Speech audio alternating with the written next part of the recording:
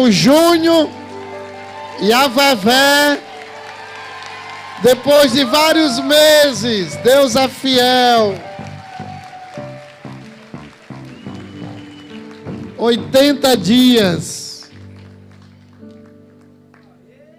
Agora está completo, né? Padre Antônio, Vevé, o Anderson, o Júnior.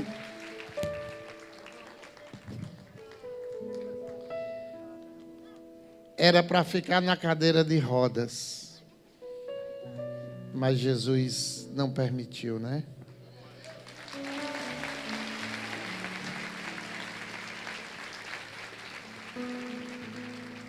Era para ter morrido, mas Jesus disse não, né?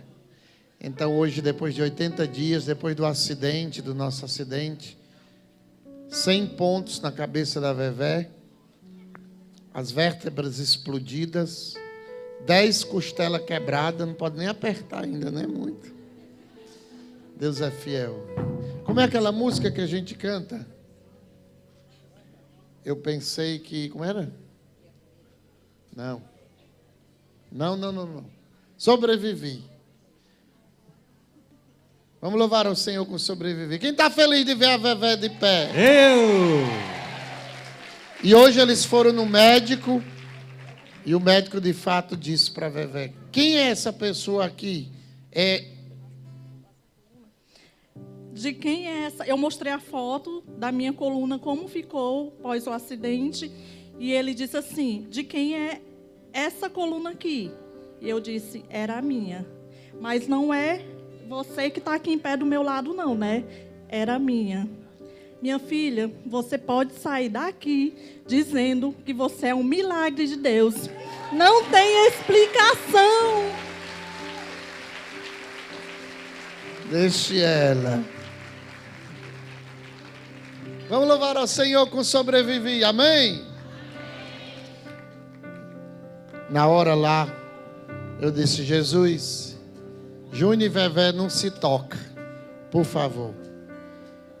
E o milagre foi completo. Porque ninguém sabia, mas eu sabia que o médico tinha me dito: ela não vai movimentar a não ser a cabeça, tetraplégica. E eu tive que guardar isso em oração. E Deus fez. E graças a Deus, para a surpresa da medicina, Deus deu a ela. O cabelo ainda está crescendo, né? Ainda está andando assim meio, havia um homenzinho torto. Vamos cantar, vamos louvar ao Senhor. Foram noites intermináveis, Foram eu só muitas. chorava. Pá. Bem no auge. Bem no auge da minha dor, nada me consolava. Mas eu sobrevivi. Mas eu sobrevivi. Como águia. Como águia Solitária. solitária. E a sorte. De novo. Sorriu pra mim. Sorriu pra mim. Mais uma vez foram noites. Foram Noites e dias intermináveis, eu só chorava. Bem no auge. Bem no auge da minha dor, nada me consolava. Mas eu sobrevivi. Mas eu sobrevivi. Como a águia. Como águia solitária. E a sorte. E a De sorte. novo. De novo Sorriu pra mim. Sorriu pra mim. Deus me escondeu. Deus me escondeu. Bem debaixo. A palma assim, pá, Bem pá. debaixo De suas asas. De suas asas. Nenhuma peste. Nenhuma Me flecha. matou. Me matou. Nenhuma flecha. Nenhuma Me flecha atingiu. Me atingiu. Eu aprendi a ganhar. Aprendi a ganhar. Perdendo, aprendi a subir. Descendo, Doeu. doeu. Mas eu cresci. Doeu, mas mas eu venci. E cresci diminuindo. E cresci, diminuindo. Apareci. Desaparecendo. E o poder de Deus. E o poder A de minha Deus fraqueza se aperfeiçoou. se aperfeiçoou. Tem coisa boa Agora, Tem coisa boa chegando. Tem algo acontecendo. tem algo acontecendo. E não importa o que eu sofri. E não importa o que eu sou. O que importa é que eu sobrevivi. O que importa é que Sobrevivi. Sobrevivi. Tem coisa boa chegando. tem coisa boa chegando. Tem algo acontecendo. Tem algo acontecendo. E não importa. E não importa o que eu vou. O que importa. O que importa é que Sobrevivi. Sobrevivi. Sobrevivi.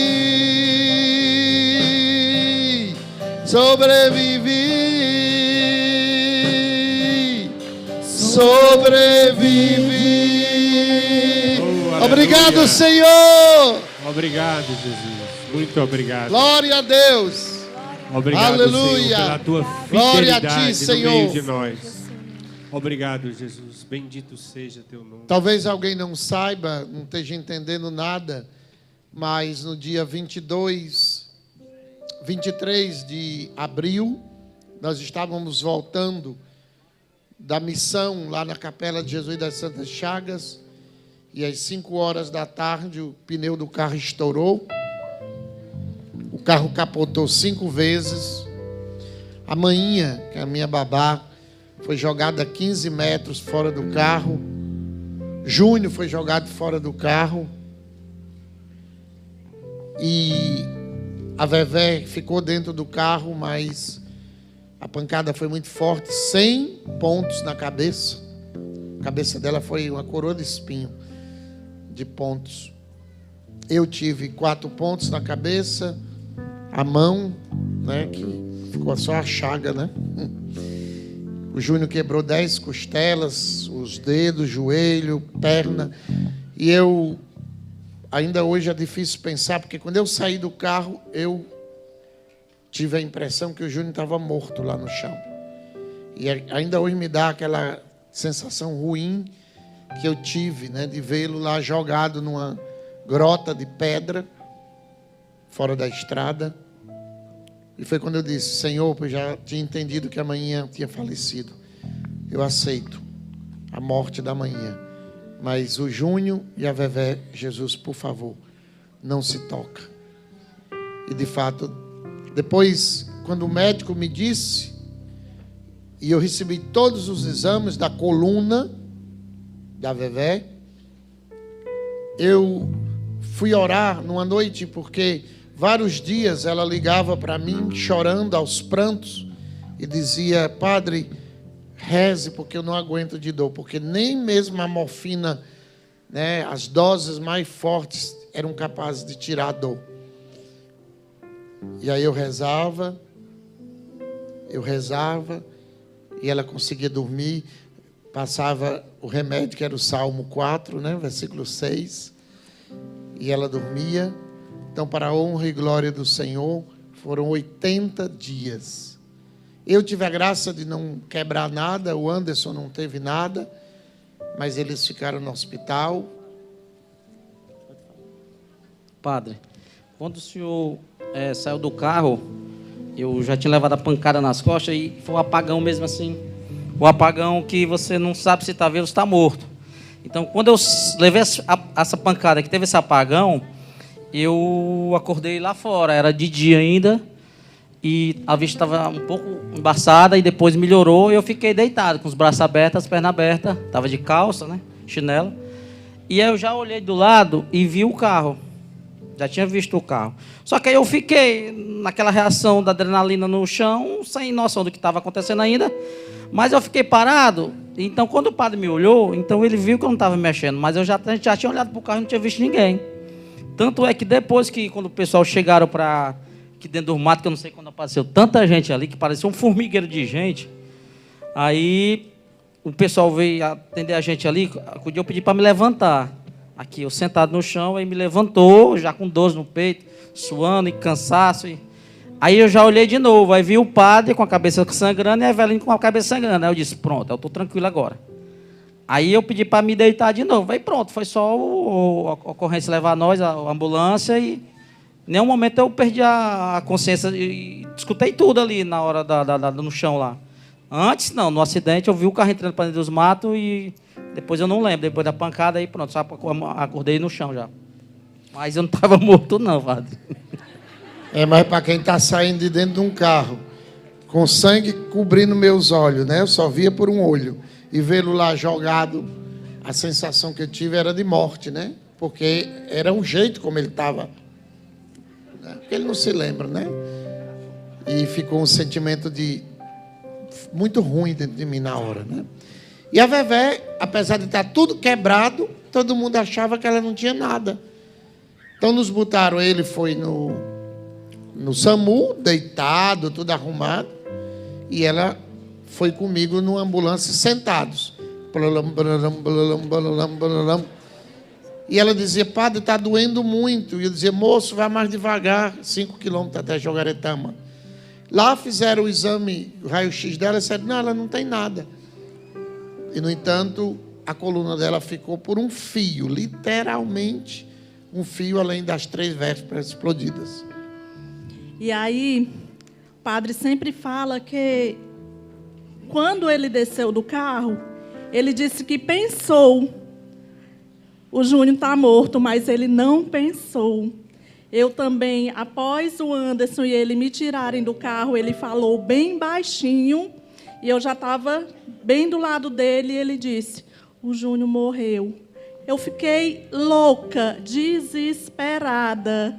E foi aí que eu não contive, não sabia o que fazer, minha reação não sabia se era andar, se era chorar, se era correr até ele. Só que quando o padre viu que eu estava perto dele nesse momento, ele se preocupou e foi até lá o Júnior. E aí ele voltou até mim e disse, Vevé, o Júnior está bem, o Júnior está vivo. E ele dizia assim para mim, quando a ambulância chegou, ele olhando para a minha cara, gente, vocês não têm noção da fisionomia dele olhando para mim, cara de preocupação. Eu disse, pronto, eu acho que eu estou com o cérebro para fora, alguma coisa. Porque a reação dele era nítida de preocupação.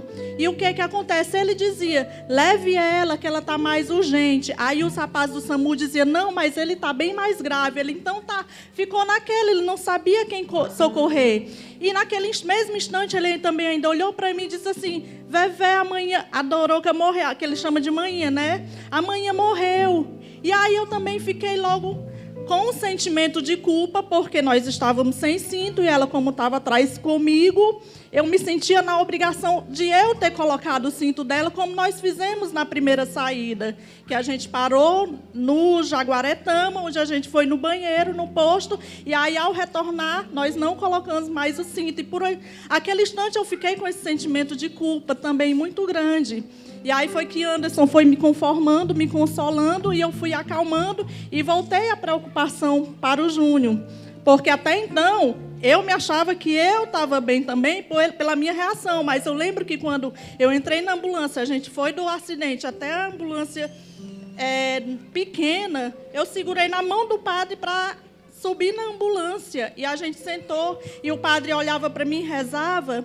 E eu dizia, não, padre, não é minha cabeça, é meu peito. Aí ele vinha até meu peito, mas voltava para minha cabeça. A fisionomia dele me marcou até hoje, porque, assim, por algum instante eu queria ter me visto como que ficou, né? Porque eu só vim ver depois de muito tempo, na verdade, quando eu cheguei em casa, após 2 dias foi que eu fui ver imagens. Até então, no hospital, eu não queria ver, porque a reação das pessoas olhando para mim eram tão forte, assim, de mesmo preocupação, que eu dizia, não, eu tenho que pensar que eu estou bem, eu tenho que concentrar no que eu estou sentindo. Porque se eu fosse ficar preocupada com a reação das pessoas, então eu ia ficar louca. E eu tinha que ter esse controle mental.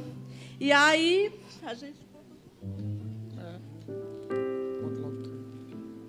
E aí, o que acontece?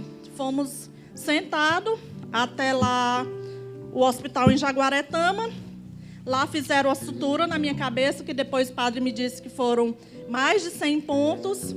E após isso, eu continuei sentada do lado dele, esperando a ambulância, que ia me levar até o IJF. Quando a ambulância chegou, era pequenininha, não era do SAMU, devido a eu não estar tão grave que nem Júnior. E aí, fui sentada na ambulância, e cada vez que era uma lombada lá, muita lombada na cidade, e eu dizia, ai, motorista, por favor, devagar, meu peito está doendo muito, meu peito está doendo muito. Isso eu não parava de falar. Fora que, esquecendo, voltando à hora do acidente, não sei se o padre falou já para vocês, eu acredito que sim, eu soube que ele falou muitas coisas, mas as primeiras missas eu não acompanhei bem por conta das dores. Mas, na hora do acidente, quando a gente ouviu o pneu do carro estourando, eu olhei assim para o Júnior, nós dois nos olhamos para trás. Quando eu olhei para frente, o Anderson estava perdendo o controle do carro e o padre disse assim, o que foi isso, meu filho? O padre baixou a cabeça e ficou, Jesus, Jesus. E eu, Ave Maria, cheia de graça, o Senhor é convosco. Eu não tinha mais o que falar, tinha que pedir a intercessão deles. E desde aquele momento, eu senti a mão de Nossa Senhora e Jesus Cristo ali conosco o tempo todo. Chegando no IJF, todo mundo vinha para mim, a preocupação era a minha cabeça. E eu dizia, meu peito está doendo muito, meu peito está doendo muito. Doutora Maria de Jesus, com a Eugênia, estava lá, nossa, não tenho noção, porque de gratidão. Elas ficaram conosco até de manhã. A Eugênia corria para um lado, a doutora Maria de Jesus para outro, resolvendo, o padre no telefone, acionando todo mundo. O IJF inteiro se mobilizou para nos atender. E aí, o que acontece? Fui ficando, Júnior fazendo logo os exames de emergência, e eu, como não era tão grave, mas só as dores, eles me dando medicação para a dor, para ir aliviando, nada de aliviar. Com 2 dias após, no outro dia, chegou uma moça que disse, foi me ver e disse, eu te conheço lá do Shalom, Vevé, e tal, começou a conversar comigo. E o nome dela é Marília. Ela disse até que estaria aqui hoje. Marília, você veio?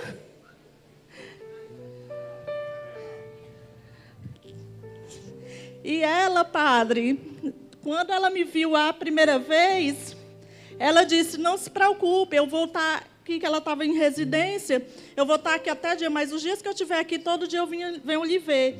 E no outro dia, eu continuava com as dores muito intensas, e ela dizia assim, eu não sei por que tuas dores estão assim, você fez exame? Eu disse, fiz tudo. E ela disse assim, eu vou falar, eu não estou nessa equipe, mas eu vou falar com o residente para a gente ver o que está acontecendo, porque eu olhei para ela e disse, me ajuda, por favor. As minhas dores eram insuportáveis. E ela disse, calma, eu vou te ajudar. E ela foi até o residente, foi com ele, aí foi que eles viram as imagens do meu exame. Quando ela viu, ela disse que, nossa, eu não acredito. Correram e levaram lá em cima, na parte onde ficam os cirurgiões, não é verdade? E aí, quando eles viram, eles fizeram a pergunta para ela. Ela sente as pernas? Ela está mexendo? E sim, padre, o senhor disse que desde o começo sabia que eu não sabia. Só que todas as pessoas que chegavam para me visitar, enfermeiros, médicos, a primeira pergunta que eles faziam era, tu sente as pernas? Tu sente as pernas? E aquilo já foi despertando em mim o que eu já também desconfiava, que ele não queria dizer, para não me abalar mais, mas a gente sabia como é que todo mundo vai chegar perguntando se eu sentia as pernas, se não tivesse algo mais sério. E aí era a família, todo mundo. E aí também, obrigada, Marília, você foi muito importante também nesse momento, junto com tantos. Eu até disse que eu não ia citar nomes, porque foram tantos.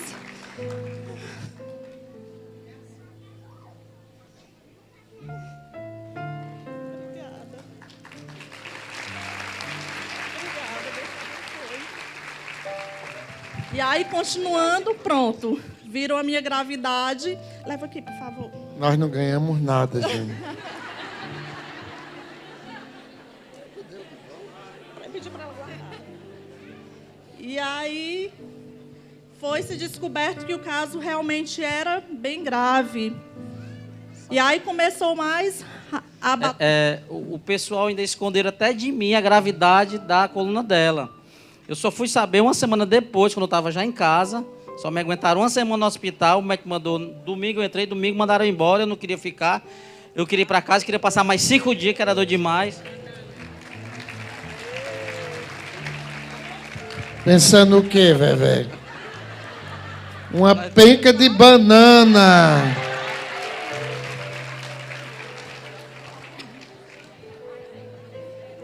Só nessa missa mesmo, né, que acontece isso. Então só me aguentaram 5 dias e me esconderam, que a gravidade dela era muita, que eu não sabia, que eu pensei, puxa, eu quebrei 10 costelas, estou melhorando e ela quebrou só 12 e não está. O que está acontecendo? Só que falar da coluna também, mas não falar da gravidade. Então aí ela me esconderam e depois foi tudo aqui, a cirurgia e tudo.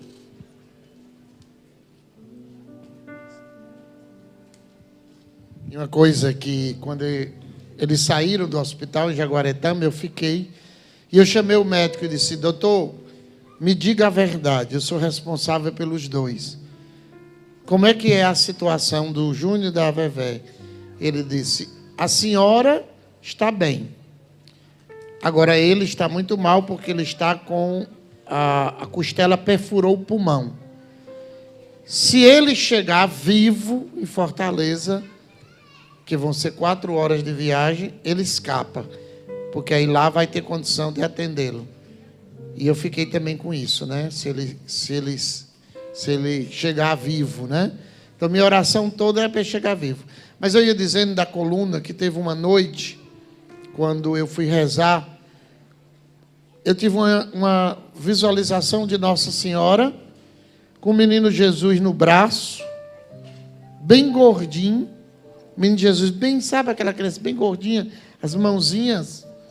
E o menino Jesus com o dedo assim. Aí eu disse, Nossa Senhora, peça a ele para botar o dedo, os 2 dedinhos na coluna da Vevé lá no hospital. E naquela noite eu sei que Jesus fez.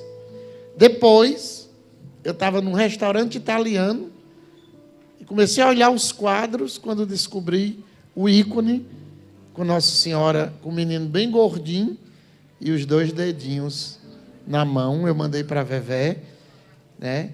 Exatamente como eu tinha visto na visão. Antes, você quer falar alguma coisa? Padre, seu testemunho também, né?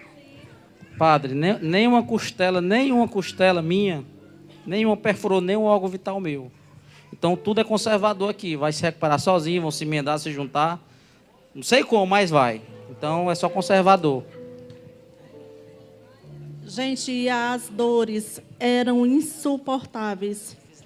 Eu ligava constantemente para o padre rezava por mim.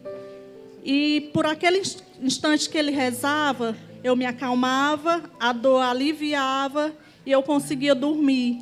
Só que aí depois, quando eu acordava, as dores voltavam tudo de novo, e já era 1 hora da madrugada, 2 horas, e eu dizia, eu fiquei com vontade de ligar para o Senhor. E ele me dizia que ficava até 2, 3 horas da manhã em oração por mim, pelo Júnior. E aí, foi um período bem difícil, bem complicado, porque foram 11 dias eu deitada num leito de hospital, parada assim, olhando para cima. Quando eu falava com ele, até pelo telefone, por chamada de vídeo, se eu mexesse assim, ele dizia, Vevé, você não pode mexer assim, Vevé, não faça isso. Eu não conseguia segurar o telefone. Sempre as meninas, que muitas daqui foram ficar comigo de acompanhante, elas que seguravam e eu ficava falando com ele, porque até eu tinha medo de mexer essa parte e prejudicar alguma coisa. E aí, um dia antes da cirurgia, que foi no dia 4, uma quinta-feira também, o anestesista e um outro médico que iam fazer a minha cirurgia, acompanhar a cirurgia junto com o Dr. Márcio Paraíba, chegaram lá para mim para falar todas as orientações. E aí, eles deixaram claro tudo, eles não esconderam nada. Eles falaram dos riscos que poderia ter ou não. Eles falaram do sucesso da cirurgia ou não, de eu continuar andando ou não. E eu fiquei desesperada. A minha acompanhante, que estava comigo, eu só pedi para ela, eu disse, deixa eu ficar quietinha, porque na hora que eles vieram, ela não estava comigo. E aí, eu clamei tanto essa noite, o dia 4. Eu clamava tanto, eu dizia, Senhor, eu te clamo, porque eu estou andando assim, que eu pensava que eu estava sentindo minhas pernas, né? Eu estou sentindo minhas pernas, eu estou bem, eu vou para a cirurgia para tentar sair melhor. E será que o Senhor vai permitir que eu saia do jeito que esse médico acabou de falar? E aí, fiz esse clamor a noite inteira. Eu pedi ao Senhor, tenha misericórdia de mim. Permita para que eu continue a levar todo o canto que eu for, o testemunho da tua glória e do teu milagre, porque o milagre é dele. E aí, nós somos os instrumentos usados por ele, para ele mostrar para vocês que Deus é misericordioso e o impossível ele faz acontecer. Ele fez em mim, na minha vida. Eu poderia estar agora em casa, deitada sem mexer nada, como hoje o médico que eu fui, quando eu mostrei para ele, ele disse que não tem explicação. Assim como o doutor Márcio Paraíba, ele também disse que, quando foi chegado até ele através do doutor Marcelo Paraíba, que é irmão dele, e do padre Antônio, a minha situação, ele disse, eu vou ter que operar ela, porque até então ele não estava mais fazendo cirurgia. Ele disse para mim, olhando no meu olho, eu não ia lhe operar, não seria eu. Mas quando eu vi, eu não tive coragem de passar para outra pessoa. Eu disse, pode dizer a eles, né, que eu vou fazer a cirurgia dela. E num retorno que eu tive com ele, eu disse para ele o quanto eu sou grata. Falei também da mensagem que o padre tinha me orientado também a agradecer a ele. E eu disse, doutor, muito obrigada, porque antes da cirurgia, ele chegou do meu lado, e eu lembro como se fosse hoje todas as palavras dele. Ele disse, você que é a irmã do padre. E aí ele sentou e disse assim, eu vou fazer a sua cirurgia, vai dar tudo certo, e amanhã eu quero lhe ver sentada. Isso nunca saiu da minha cabeça. E logo após, eu fui adormecendo por conta da anestesia. Quando eu acordei, muito agitada, eles me acordando, e aí, eu sem saber o que estava acontecendo, fui tornando, e eu muito curiosa também, assim como o padre, tudo eu queria saber, tudo eu queria perguntar. Um dia antes, eu tinha perguntado quanto tempo seria minha cirurgia. E o médico disse umas 3 horas, 3 horas e meia, e eu já achei demorada. Quando foi no outro dia que eu tornei, eu perguntei, foram 3 horas ou 3 e meia de cirurgia? Ele disse, 3 horas? Não, sua cirurgia foi longa, foi complicada, foi demorada, e levou 5 horas e meia. Foi de 9 da manhã até 2h30 da tarde. Meus batimentos cardíacos estavam 166. Fora que a preocupação deles era de eu ter uma parada cardíaca. Eu precisei tomar uma bolsa de sangue na hora de cirurgia, porque tinha perdido muito sangue. E aí, quando volto da cirurgia, penso que estou bem, me recuperando, me aparece uma infecção urinária. Vamos tratar com um antibiótico oral. Quando estou em tratamento dessa infecção urinária, devido ao estar com a sonda para fazer xixi, peguei essa infecção, e aí o médico manda tirar no outro dia a sonda para eu ir voltar a fazer xixi. Cadê o xixi que não vinha? Vinha, eu tinha muita vontade, doía, mas não conseguia sair. Também foram 11 dias nessa situação. E todos os dias, quando eu pegava no celular, que aí eu já voltei a pegar devagarinho, tinha lá as perguntas, fez xixi, fez xixi, fez xixi. E aquilo foi mexendo com o meu psicológico, e chegou no dia que eu disse assim, não quero pegar nesse celular para ver isso, que eu achei que já estava também atingindo o meu psicológico. E aí o que acontece? No dia que eu não peguei no celular, quando foi no final da tarde, eu fui no banheiro e eu consegui fazer xixi. Eu chorava tanto de alegria. Gente, como diz o Hudson, eu lembrava muito dele, quando ele teve Covid, que ele falava para a gente valorizar essas coisas pequenas que no dia a dia da gente não é nada. Mas quando a gente está nessa situação, vocês não têm noção como um simples fazer xixi se tornou difícil. E aí eu gritava no banheiro de alegria, chamando a Ianete, que era minha companheira, estava comigo. E Ianete, na hora, ia apareceu até Anderson e Ângela, que eles foram me visitar. E eu não sabia o que fazer, de alegria. Foi choro mesmo de alegria nesse dia. E aí, vou me tratando da cirurgia toda de malinha pronta para ir para casa no dia 12 de maio, passar o Dia das Mães com meus filhos. Muito feliz. A doutora tinha passado, disse, trago já a sua alta. Quando a enfermeira foi trocar meu curativo, que tira, ela olhou para mim e disse assim, você não vai para casa hoje, não. Tome mais choro, né, padre? Queria muito ir para casa, muito mesmo, já estava vários dias lá. E aí, uma infecção hospitalar. Tive que tomar o antibiótico na veia. Eu disse, tudo bem, me acalmei. Vamos fazer esse tratamento de antibiótico. Na minha cabeça eu pensei, 5, 7 dias, passa bem rapidinho. Quando foi chegando 5, 7 dias, não. 21 dias de antibiótico na veia. E aí, foi como o padre dizia várias vezes para mim, que eu ligava para ele. E ele dizia, minha filha, oferte tudo a Deus, tudo a Deus. E num dia de oração lá, com o Edson, nosso irmão aqui da livraria, o Senhor revelava a ele que ele pedia para que eu rezasse pelas almas do purgatório. E aí ele disse, a partir de hoje, cada dor sua, você vai ofertando as almas do purgatório, né? Peça a Jesus para ir salvando cada dor que você tiver. E aí, nesse mesmo dia, eu partilhei com o padre, e o padre disse assim, não, você não vai só pedir pelas almas do purgatório, você vai pedir pelos vivos, por mim, pelos seus filhos, pelo seu marido. Oferte as suas dores pela nossa conversão, inclusive a minha. Ele falando para mim. E aí eu fui entendendo que cada dor daquela, eu tinha que passar para me começar a rezar e pedia por uma alma e por um irmão, por uma alma e por um filho, por uma alma e pelo meu marido. E aí eu fui entendendo. Lia também várias vezes, ligou para mim. E rezava e tentava me acalmar, sempre preocupada também comigo. E eu partilhava com ela várias coisas. E ela dizia, minha irmã, oferte, se abrace no amor de Deus.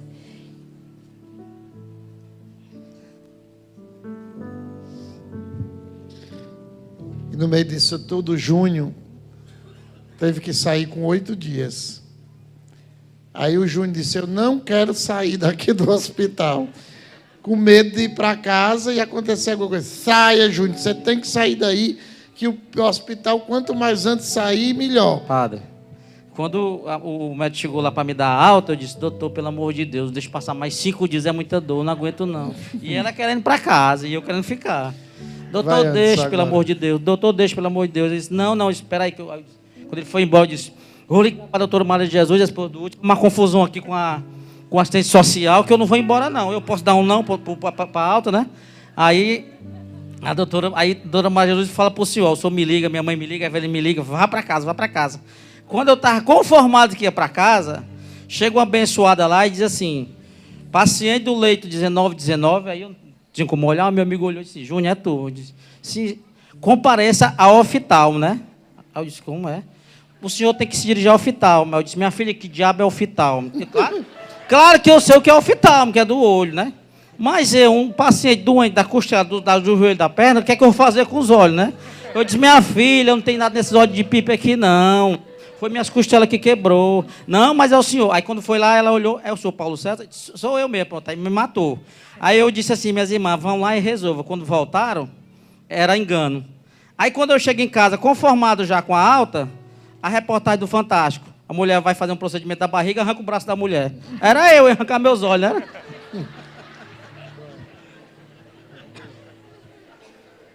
Eu, como motorista, o meu testemunho é mais simples, mas é mais em relação ao cuidado de Deus durante todo o processo. Eles falam do que eles passaram no hospital, daquilo que foi a nossa luta, principalmente espiritual, de confiar em Deus. Mas, desde quando nós saímos de Bonito, eu vejo o cuidado de Deus. O pneu que estourou, no dia anterior, o sensor do carro apitou que ele estava murcho. Então, quando nós fomos para Bonito buscar a Doroca, nós fomos no posto, enchemos o pneu. E de Bonito a Mauriti, eu vi em torno de 140, 150 por hora. E quando nós chegamos na casa que íamos almoçar, o pneu estava sendo fumaça do pneu. E aí quando a gente foi ver, o freio tinha superaquecido. Então na volta, né? Aí eu falei, não, eu não posso ficar sem freio na estrada. Então vou ter que andar mais devagar. E depois, quando a gente para pensar no que aconteceu, eu já vi daí um cuidado de Deus. Porque o acidente, a gente estava em torno de 110, 100, menos de 120. Então, da forma que aconteceu, se tivesse realmente, era uma reta, a 140, 150, teria sido muito pior. Então, ali eu já vi um cuidado de Deus com todos nós.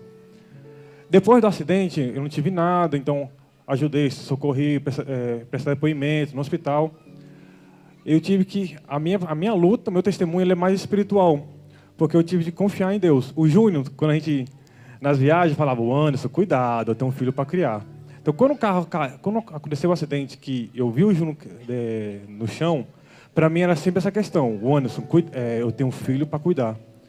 Então, isso começou a gerar uma angústia em mim. Então, eu comecei a travar uma luta com Deus. Eu comecei a pensar, e se o Júnior não quiser mais falar comigo? Se o Júnior quiser se vingar? Se o Júnior quiser romper a amizade? Se ele quiser me processar? Enfim... Mesmo sabendo que foi uma fatalidade, que o pneu estourou. Então, eu tive que, lá em Jaguaretama, né, resolver tudo, ligar para o pessoal, liguei para a família dele, tive que dar notícia, tive que responder, fazer um monte de coisa. Mas sempre me essa questão, Senhor, por favor, não leve o Júnior, por favor. Ele tem para criar, e meu amigo. E Deus foi trabalhando em mim essa questão da confiança. De confiar nele, de confiar no que ele queria fazer em cada um de nós e, no meu caso, também em mim. Porque de todos, eu só tive cortes na mão por estilhaço de vidro. Porque a forma como foi o acidente, o motorista, ele foi muito protegido.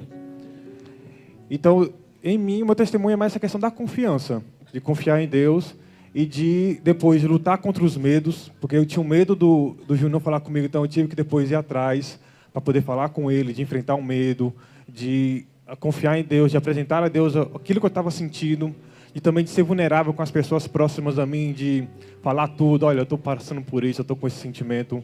Então, dessa questão de ser humano, verdadeiramente, mas de sempre estar olhando para Deus e confiando nele. E quando teve a cirurgia da Vevé, depois de toda a obra que Deus foi fazendo em mim, que eu falou assim, a cirurgia foi um sucesso, aí para mim foi pronto. Então, foi tudo dentro da vontade de Deus.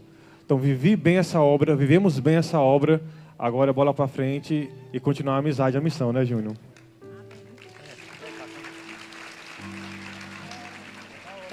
A questão do Anderson, como ele falou isso aí, eu liguei para ele quando já estava em casa, não sei se foi no hospital ou em casa, eu disse, Anderson, não se sinta culpado, não absorva só para você. Todos nós somos culpados, de alguma maneira. O de trás não avisou da frente, ou o que foi, esqueceu, não existe isso. Então, eu falei isso para ele não se sentir totalmente culpado pelo que aconteceu. Fomos todos nós. Porque ele é o motorista. Sim, eu estava sem cinto. Mas, então, eu tive que consolar ele também de alguma maneira, alguma forma de carinho, falar algumas palavras que ele também se sentisse confortável com a gente, pela amizade continuar. Aconteceu uma fatalidade, um acidente, e assim foi. Gente, só para finalizar rapidinho, porque é longo, senão vai ser vigília hoje, né? E o padre tem que celebrar a missa. Mas eu queria agradecer aqui de coração, fora Dr. Márcio Paraíba, a equipe dele, a enfermeira Dona Maria também, que eu conheci lá, que cuidou muito bem, Marcelo Paraíba, doutora Maria de Jesus, Eugênia, doutora Luma, e aí o grupo de Jesus Misericordioso.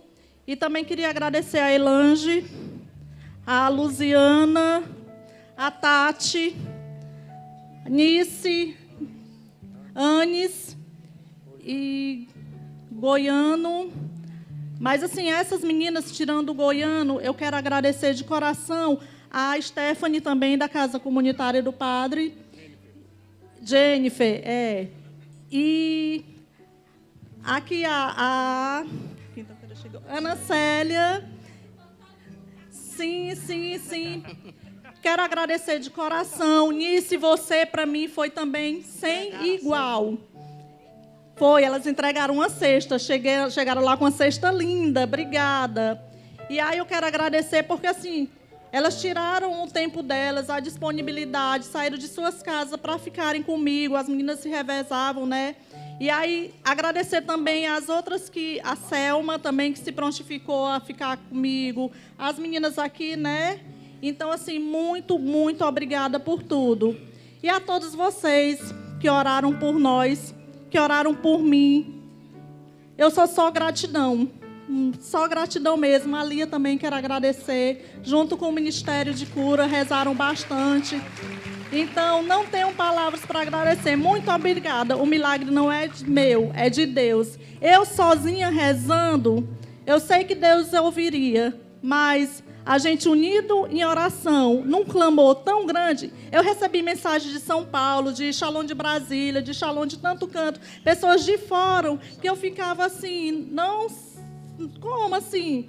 Agradecer também de coração o pessoal das Santas Chagas, lá da capela, porque teve um dia que o padre chegou para mim e disse: Vevé, eles ficaram de vigília, de joelho, a noite inteira rezando por você. Então, toda a minha gratidão a vocês também. Próximo testemunho vai ser lá. Padre. E aí... Padre, só para finalizar também a minha parte. Para finalizar, padre. Para finalizar a minha parte... um amigo meu, que ele... Meu padre, escuta aí. Um amigo meu que é ateu... ele chegou para mim e disse assim, até vou perguntar para o senhor, por que acontece coisas ruins com pessoas boas? Eu disse, eu não sei por que motivo. Talvez o inimigo atenta a gente, né? Ou, sei lá, ele quer tirar a gente do caminho. E como ele até mandou você aqui para me perguntar isso, né? Porque a pessoa vai me perguntar isso, porque ele vai querer duvidar da minha fé. Porque eu podia fraquejar, oh meu Deus, Senhor, estou seguindo, estou na missão, estou no caminho certo, e aconteceu isso comigo, porque tu não me protegeu, porque tu não me salvou, porque tu não avisou antes. Mas isso aí não vem ao caso, que vale a fé de cada um, tá? Então, assim, padre, para vocês escutarem, é verdade. Eu sei que Cristo morreu pela gente, deu sangue pela gente. E nós estávamos em missão com Ele, para Ele, claro. E vamos continuar. Eu não vou fraquejar, minha esposa também não vai, o padre, nem eu antes. E por tudo que aconteceu, por algum motivo, aconteceu com a gente, do acidente em geral, da cirurgia, tudo, do sangramento que nós tivemos, se ele precisar de mais uma gota de sangue em mim, ele vai ter. Porque eu vou continuar, não tem como eu mudar o caminho. E, padre, só me lembrando de uma música, aquilo que parecia impossível, não ter saído, aquilo que parecia ser minha morte, ou nossa morte. Mas... Estamos aqui, né? Obrigado, padre. Parecia impossível. Aquilo que parecia não ter saída, aquilo que parecia ser minha morte, mas Jesus mudou nossa sorte. Somos milagres. Estou aqui. Amém. Agora vão lá trabalhar, levar as cruzes. Ei, vem cá, filhinho. Menino, vem cá. Eu achei ele tão lindo, prestando atenção no testemunho. Vem cá. Esse aqui, gente,